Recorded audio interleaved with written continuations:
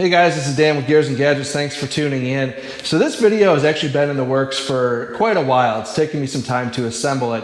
And what this is my Made in the USA garage. I wanted to take some time and really work hard at building out as much Made in the USA products as I possibly could.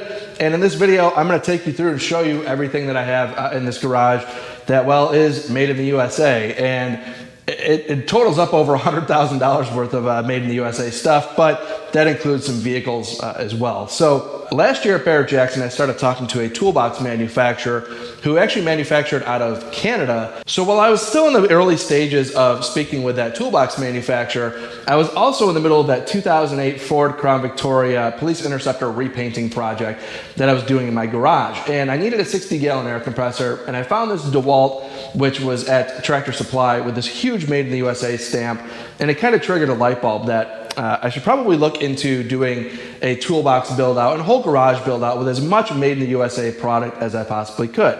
Well, here we are today, and I have completed that project.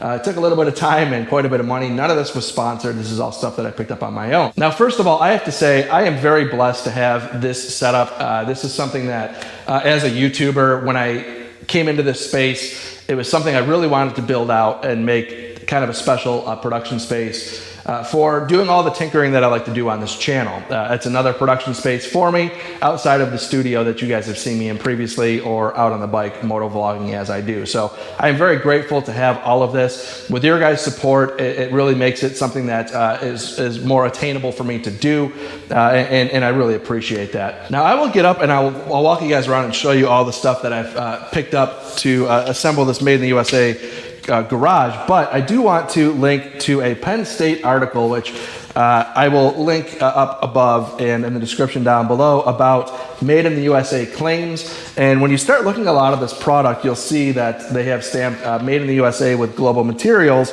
And that is the case on the air compressor and all of the toolbox setup. And the reason for that is because the FTC takes very seriously people claiming Made in the USA. So it is important to note that the government does take this stuff very seriously, and companies can get in trouble depending on the language that they use. So first of all, I do want to say thank you to everybody that supports the channel. I really appreciate it. This channel has grown to a level that I really didn't see it growing to. It's been a lot of work and a great time doing it. So again, thank you guys very much. I do appreciate it very much. As I walk you guys through and show you all of this stuff, you will notice there is some Harbor Freight product. I have no problem with Harbor Freight. As a matter of fact, I have jacks and stuff like you'll see in a moment. But if I can buy something Made in the USA, I will do it. But I'm also not going to spend 3-4 times as much to do it if I can't afford it. You know, people are operating on a budget. So I have no problem going to Harbor Freight. But if I can, I will, from this point on, always make sure that I look and see if I can get it, you know, Made in the USA, relatively closely priced. I will do that. So first, I'll take you into this 32-inch cabinet, which is the most recent addition to my setup here. It does lock, which is nice. And you can see I have oils, things like that. I did take aerosol cans out of here because it does get pretty toasty in this garage, and this cabinet is sitting right next to the garage door, so if it is left open, the sun can hit it and it can get well over 120 in there, and I don't want aerosol cans exploding, so I took those out. But oils, stuff like that, car wash soaps, you can see are fine. Drain pan, 5-quart jugs of oil, and just basic stuff. Car wash bucket, motorcycle jack, and which I've since upgraded. Jack stands, I have 6 of them in here, a bottle jack, and there is my Daytona 3-ton low profile lift, which I just took the handle off and I store it back in the corner. So that is the 32-inch cabinet. And here we have my toolbox setup. Now this is not something that is designed to do this. This mid box is not part of the design of the toolbox. You can see here I actually have some cut 2x4s to support the back end of the box because it was not deep enough. I also have it strapped to the wall so it will not fall over. But as you can see, it actually worked out height-wise perfectly to match up with the toolbox. So that was done on accident. You know, it is what it is. But as you can see here, just an upper shelf. I'll run you through everything I have in here. This is just a basic drawer, razor blades, stuff like that, tapes, screwdrivers, hex keys, wrenches, some electrical stuff, automotive stuff. Here you have levels and drill bits, stuff like that. Hammers, 1/4-inch sockets, 3/8 sockets, air ratchet, actually some torque wrenches, 1/2-inch sockets, and then just some things that are boxed up, Dremel. There's some spring compressors, stuff like that. And then down here, just some more electric tools, stuff that is a pretty big shelf that fit in there pretty nice.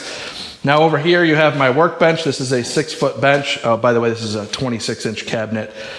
This is a 6-foot bench from Craftsman. Fit in here perfectly. Now one of the things that I am really happy with this setup is that if you stand back here, you can see I can fit the bike and tuck it in the corner over here, which does give me enough space to get another vehicle in the garage. So my wife is able to park in there. And then we have plenty of room to get around the vehicle and still get into the house.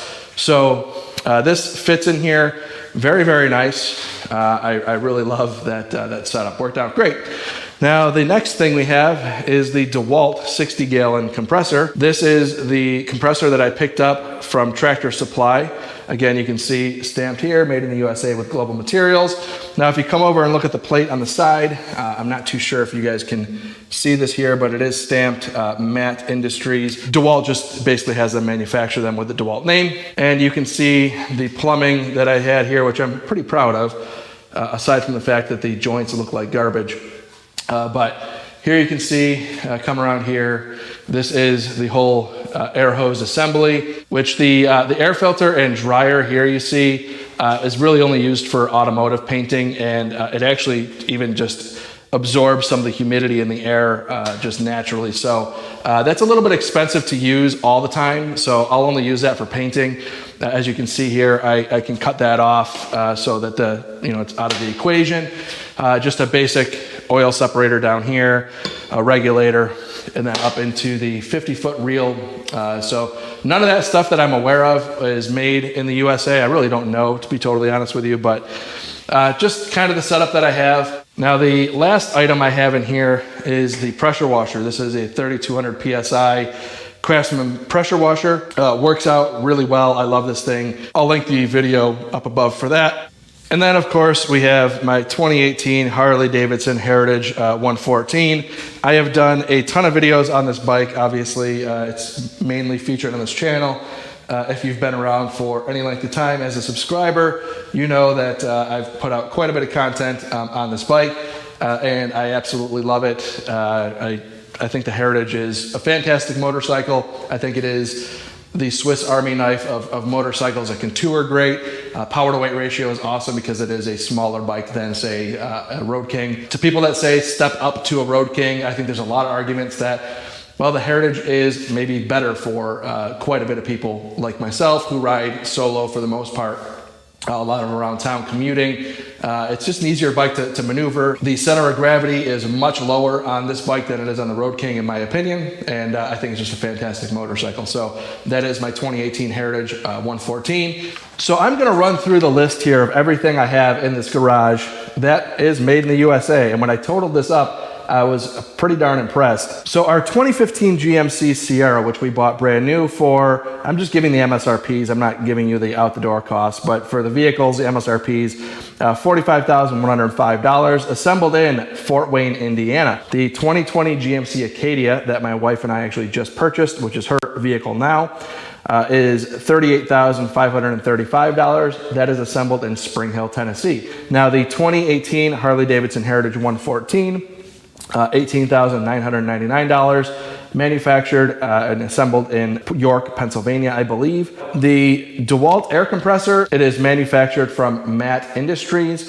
$559 for that. The Craftsman pressure washer that I featured recently on this channel, $449, manufactured in Milwaukee, Wisconsin. And then all of the Toolbox stuff that you see here from Craftsman is manufactured in Sedalia, Missouri, or as they call it, made in the USA with global materials. So thank you guys very much. I really appreciate your support. If this is your first time tuning in, please click that subscribe button down below. Remember, likes go a long way to help support the channel. I am selling merch now. You can see it all in the merch shelf down below. Again, I really appreciate your guys' support. So with that being said, I will see you guys next time.